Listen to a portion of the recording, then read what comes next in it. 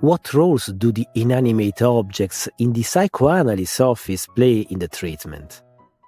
Paintings on the walls, bookcases, armchairs, carpets, sculptures, and of course the couch are simultaneously objects of external reality which are part of the frame, and they may also become part of the internal reality of the patient. Can these objects have an important effect on the progress and process of analytic treatment? It is these questions that Jacqueline Godfrind will address in this podcast episode. Starting from theories of objects as autistic, transitional, resemblances and fetishized put forth by Tastin, Winnicott, Sears and Kestenberg, she will broaden the reflection based on her clinical observations of her analysis during a period when she redecorated her office. These objects, she illustrates, can become transferential objects, rich with important meanings, and may support sensory or archaic investments. And this is even more the case in certain patients with fragile structures. Jacqueline Godfrind is a full member and training analyst of the Belgian Society of Psychoanalysis, which she was scientific secretary and president. She has long participated in training in child psychotherapy, where she was a lecturer at the Free University of Brussels. She has further led multiple supervisions in various fields. In addition, she has a background as a child analyst and a long practice as an adult psychoanalyst. Her writings and publications are many, and including The Two Currents of Transference and Psychoanalysis Beyond Speech, the Body, which contain her reflections on the treatment clinic and how femininity comes to women, which addresses her interest in the feminine. She has participated in the production of several collective works, notably on topics as wide-ranging as acting out in the treatment, and also in the work titled What is Operative in the Treatment, which won the Oedipus Prize. This episode has been produced in collaboration with Julia Flore Alibert. The text of this paper by Jacqueline Godfrind is read for Talks on Psychoanalysis by Nicole Zapien. I am Gaetano Pellegrini with Talks on Psychoanalysis, the IPA podcast devoted to topics published in the IPA Society journals and Congress debates worldwide, featuring the original voices of the authors. This podcast series, published by the International Psychoanalytical Association, is part of the activities of the IPA Communication Committee and is produced by the IPA Podcast editorial team. Co-editors Gaetano Pellegrini and Nicole Zapien. Editing and post-production Massimiliano Guerrieri. And to stay informed about the latest podcast releases, please sign up today.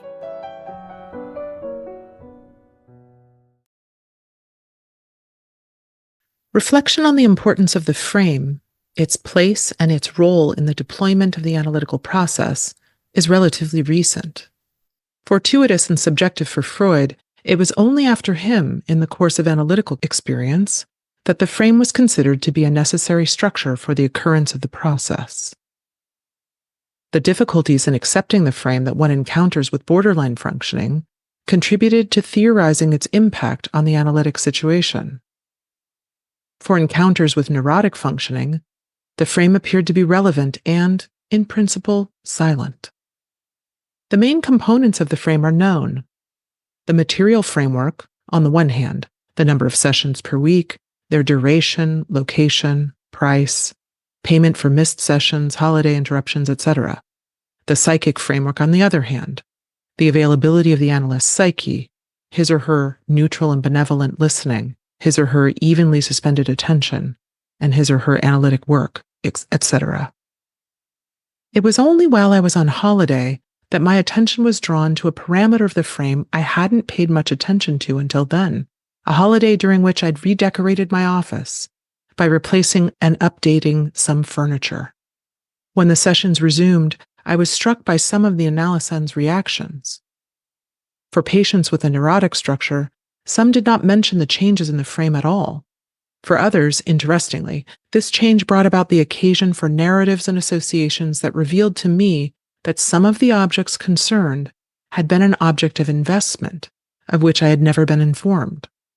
For example, the replacement of an armchair allowed me to learn that the old one evoked for an analysand the armchair of a beloved grandfather who'd played an important role in his family story, or that a woman analysand had imagined my journeys with my husband in connection with a carpet, comments which were related to the transference. These associations reflected an elaborate fantasy universe. But what struck me most were the catastrophic anxieties that some patients developed in the face of this unexpected change, whether expressed in the form of stupor, confusion, or violent attacks on the analyst. It was these extreme clinical manifestations that prompted me to delve deeper into what these reactions might express, with a view to gaining a better understanding of the function fulfilled by the perceptual relationship with inanimate objects, a particular form of the use of the frame. Besides the fact that these analysands were suddenly showing signs of borderline functioning, I began to wonder about the peculiarities of their histories. However, they all had a similar past.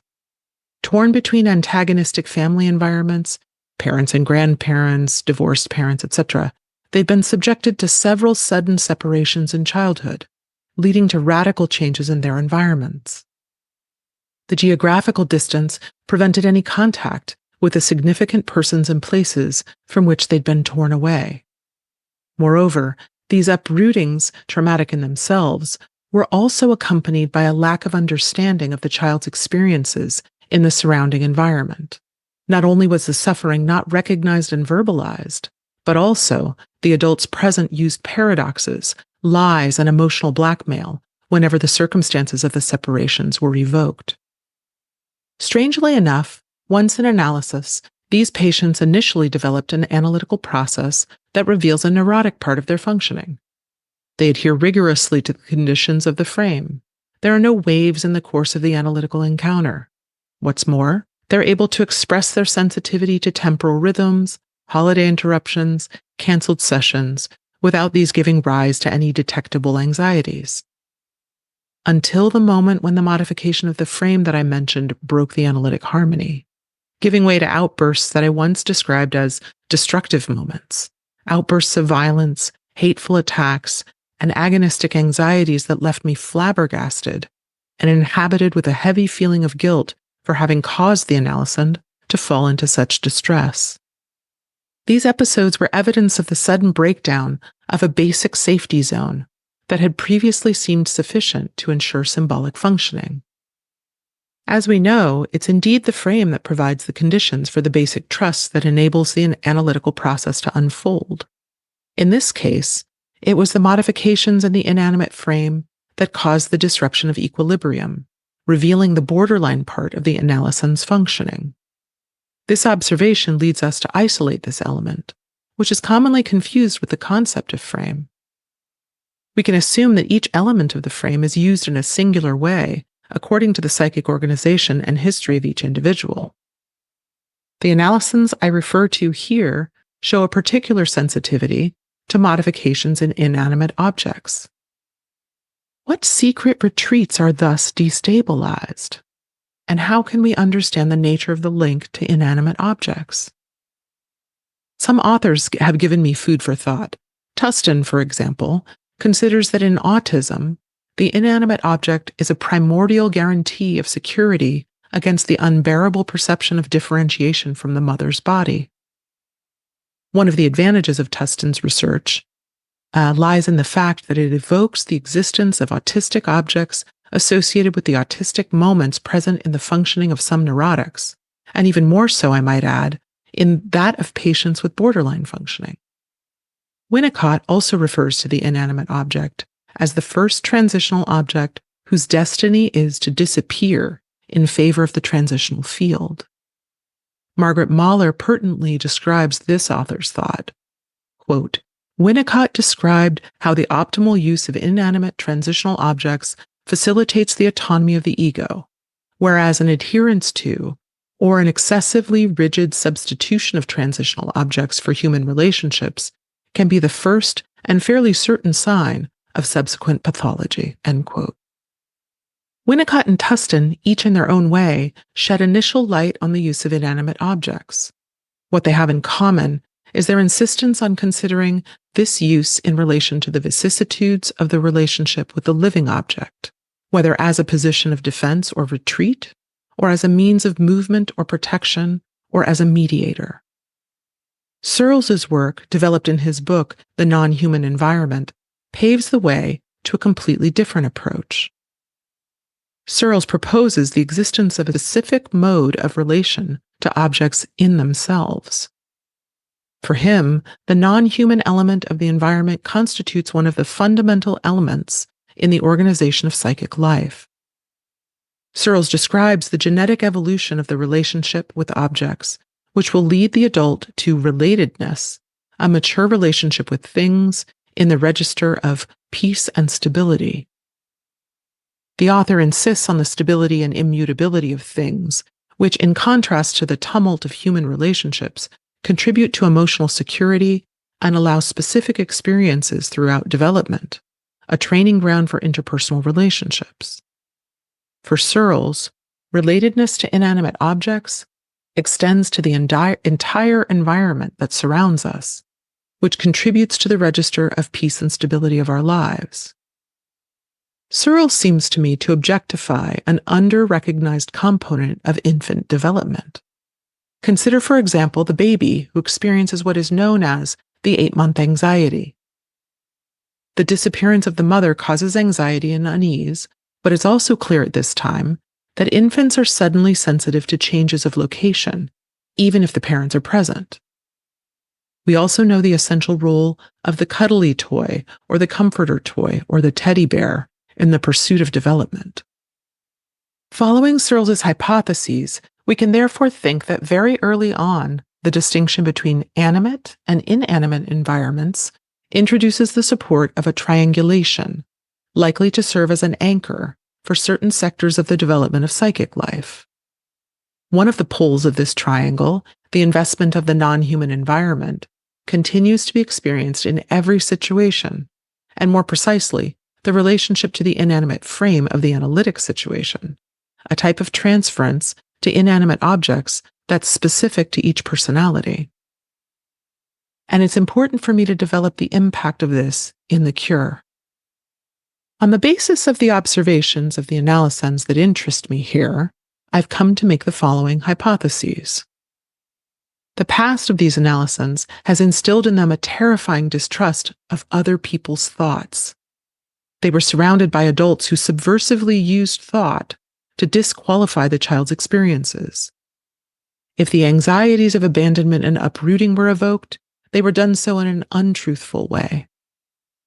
This violence perpetuated against the child's emotions in relation to objectively traumatic situations has established an exacerbated sensitivity to the intrusive arbitrariness of human thought.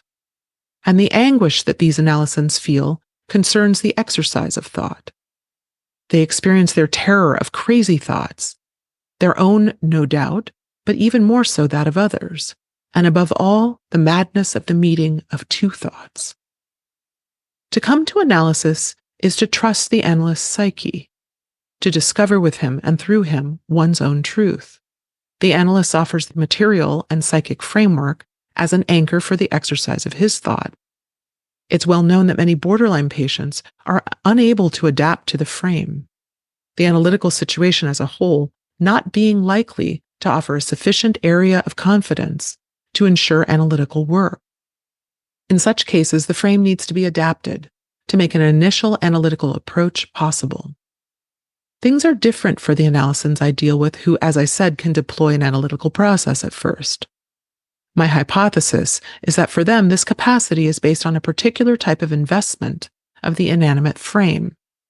It is as if something in their psychic organization allows them to maintain an intense hidden relationship with the inanimate frame by relying on its real characteristics, immobility, immutability, and permanence, as a totally split enclave of psychic functioning that secretly nourishes the illusion of control over the analytic situation by means of the inanimate frame that they secretly appropriate. This appropriation operates in a particular way.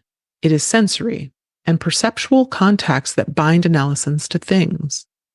Sight certainly plays a part, but there's a closeness to things anchored in the body, the image of a skin self, in resonance with the things corresponding to the impressions described.